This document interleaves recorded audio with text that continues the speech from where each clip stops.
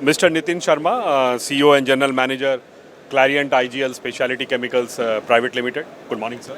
Good morning. Would you talk about the Clariant IGL Specialty Chemicals factory in Kashipur, which would be completing 3 years? How has been the progress, sir? Has been a really good journey for us. In the last 3 years, not only we have established the JV, but we have been able to tap into the green chemistries as well as address the local market challenges.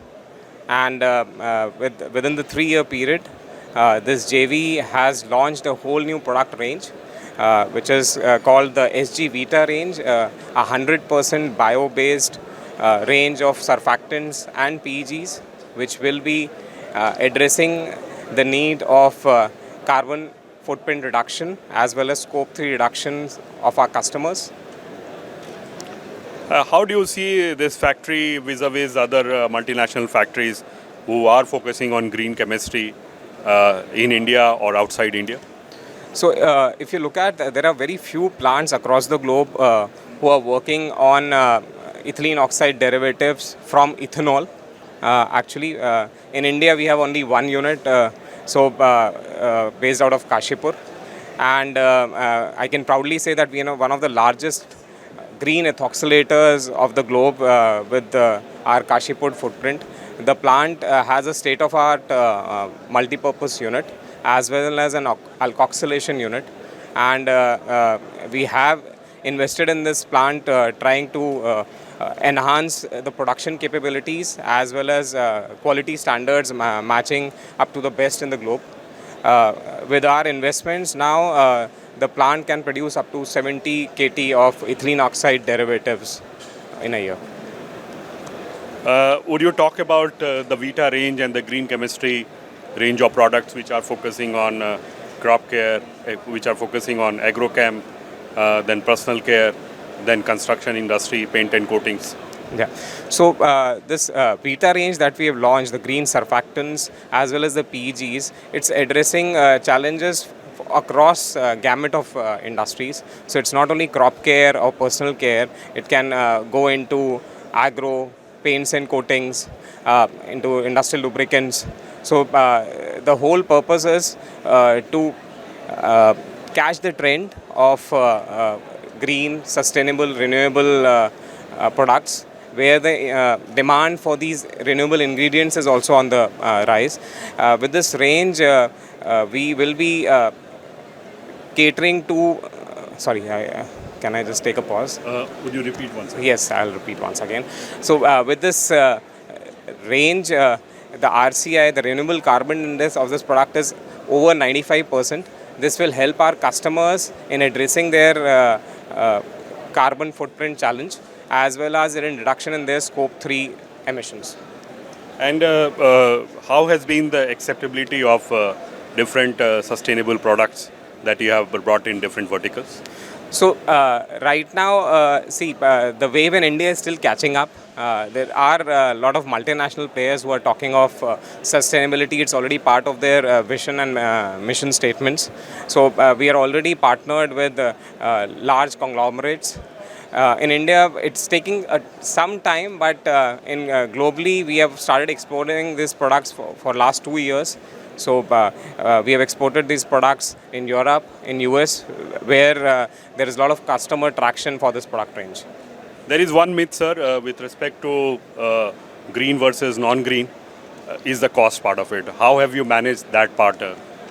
So, cost has been a challenge for us as well. That's the reason I said that in export, we are having a lot of traction with customers in Europe and US who are right now, the trend of green is much more prevalent there.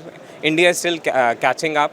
So we are hopeful that in next couple of years, with our technologies also, we will be able to lower the gap, the cost gap between green chemicals versus the traditional chemicals. Someone has to pay for sustainability, right? So with our technologies, we can lower this gap. That's it. On the R&D front, you have to do a lot because it's completely a different chemistry altogether. And then focusing on so many verticals is not easy. How difficult or easy is the path that you have chosen from an R&D perspective? From an R&D perspective, Clariant has been making a lot of investment in these chemistries.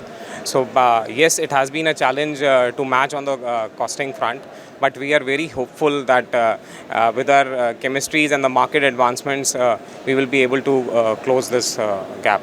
There is, at the site itself, we have a DSIR approved lab where our scientists are working on these technologies, ethoxylation, alcohol oxidation, and a lot of formulations that they are trying in to bring in tailor-made solutions which are sustainable, innovative, and also cost effective.